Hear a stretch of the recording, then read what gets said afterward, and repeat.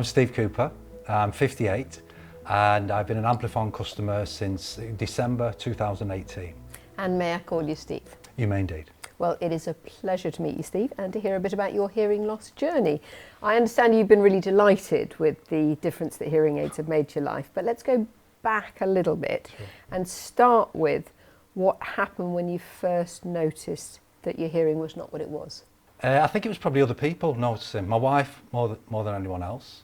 And then I started, more than 10 years ago, and I, typical for me, she would say, didn't do anything about it. It compensated.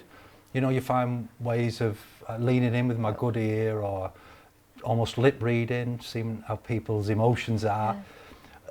But I definitely stopped getting involved in conversations as much because I wasn't sure what was being said. You think, I know that's funny, and I can say that's great, but I can't say anything. What was great? Yeah, exactly. So and so I left. It was another 5 years until I was prompted really to try and do something about it. Well, you may not be surprised to hear that you're in good company.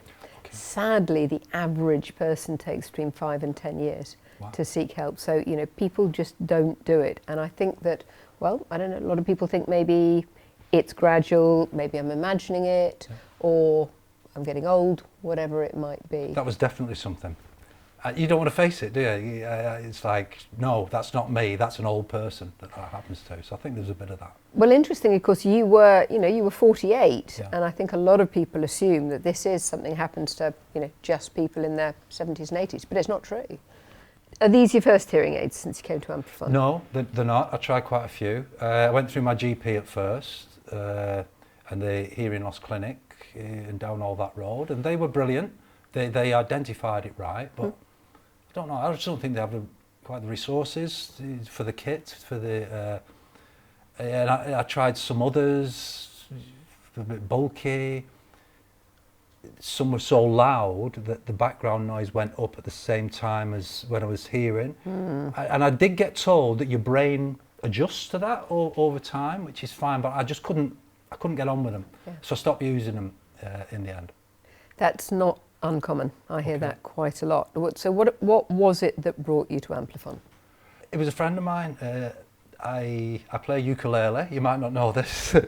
I play a bit of ukulele. I go to a ukulele club, right. Just a social thing really on a Thursday night. And there's a guy that, I'm one of the younger ones in there, and so there's quite a few hearing aids knocking about. And it was one guy called Tom, he was actually an ex-Marine in another life. And yeah, he told me about the ones that he had and how fantastic they were. Told me about the company, and so I got in touch and came down. So this wasn't the first set of hearing aids, which means it wasn't the first hearing test you'd had. How did you find the hearing test at Amplifon? Great, really great. Helen was lovely, really sweet. I don't know if you've met her, she's a really sweet lady. First of all, it's like just finding out about your history in the same way as you were saying there. Tell me about what happened and how it's been and all that. Then she zoned in on more medical questions about if I'd had tinnitus or anything going on like that. Then she looked in my ears, removed a little bit of wax, cleaned them out. And then, first of all, earphones go on and some different sounds, and you identify when you hear the sounds. And then it's this thing where you hear different voices just saying a word, and you say what you hear is being said. And then different scenarios, like she'll put background noise in and then start to introduce sentences so that you get a bit of context to it. So very, very thorough. Oh yeah, really, really thorough. And really clear as well along the way, explaining to me exactly what happened. That made a difference, definitely. So Helen, your audiologist, your lovely audiologist, fitted you with those hearing aids. What did you feel when you first put them in? The very first thing I noticed was, is that my voice? Do I actually sound like that? Because she was saying, what do you think? And it was, your voice suddenly sounds different as if it's coming from a different place. And her chair creaking, which I wouldn't have noticed before, but suddenly that was there. So that was the immediate when I first had them in the office. Yeah. And then, of course, you go out on the street and... But it wasn't putting all the background noise up as well? No, it wasn't. There was a bit of adjustment to a couple of scenarios when I came back later. But in the immediate, no, certainly none of that I had before that sounded like you were in a wind tunnel where you could hear everything. So how would you rate your experience with your Amplifon hearing aids compared to the other ones you've had? It's a different world. Just the technology. I mean, I'm a technophobe, so I couldn't explain to you what it is that they do, but they've got a system that is amazing. It's just, no other word for it, it's just amazing. You're a man after my own heart, not being fond of technology, but it's not difficult. There's no technological stuff involved. No. I did get a little bit of help with them, like setting up my app and things like that. And my daughter, she's brilliant for that. If there's anything at home, and I say, just talk me round that, do you know what I mean? But that's me. I am a total technophobe, and I've found, no, there's nothing where I've thought, oh, I don't know what I'm doing. I've got no chance. If I take a bit of time, I get a bit impatient, don't I? Tend to over-click, my wife says. You're over-clicking. Just click it once and wait until it's gone. So, yeah. So tell us how you get on with the app. Great. Like I say, my daughter's helped me sync it up with the telly. I've synced it up with my music. I'm into my music as well, so I've got it into my sounds. And it's just really easy. You can adjust it on my phone. If you've got a smartphone, you adjust it on there. It's like Bluetooth. It's a Bluetooth thing. Like almost a graphic equalizer, so you can set it yourself if you want to a certain setting. If you know that your hearing in the pub needs this taking up, the bass taking up, or the treble. That's what I say, because I'm into my music, it is just like a graphic equaliser. So yeah, really easy to set things up and all that. Now, you're not just a musician, a ukulele musician. You also, I believe, took up cycling during the pandemic. So how's that gone with the hearing aids?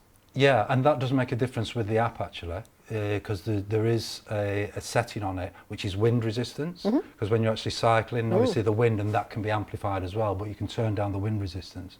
Also on the cycling, I have a thing where it alerts you if the phone, I don't answer the phone on the bike, but you get just a little alert that someone's phoning, so I can pull over, and it's not like 2 hours before I get back to someone if there's an issue or something like that. So it's been really useful. It really is very clever, I know, isn't it? I know, it's amazing. I don't know how they do it.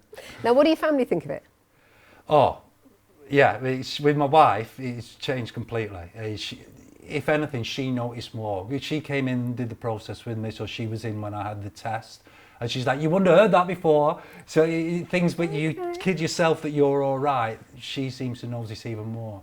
Now, you seem to have had a very fine time with Helen, your audiologist, but the bigger service that you've got, because I think Amplifon do pride themselves on the customer service.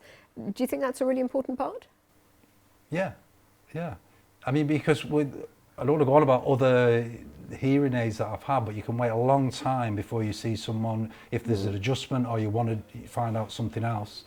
Whereas here, your phone, if she's took a lunch hour before when I've said, is it possible I can come in today? So amazing, really. And if not, even the next day, when's the next time you can come in? Then come in and talk through whatever it is you need to talk through and get it sorted. So amazing. Just so amazing. Nothing too much trouble? No, exactly, that's exactly it. Brilliant. So what would you say after all that to someone else who's thinking maybe they've got an issue with their hearing? Don't put it off, which is what I did, really. I didn't realise I was putting it off, but if I'd have done it, started down the road 10 years ago, then there's so many different things I could have experienced that I'm not now. Brilliant. And the great thing is that, yeah, all right, you left it for a bit, but now It's done. you got it sorted. Job done. Great to meet you, Steve. Lovely to meet you, Doctor.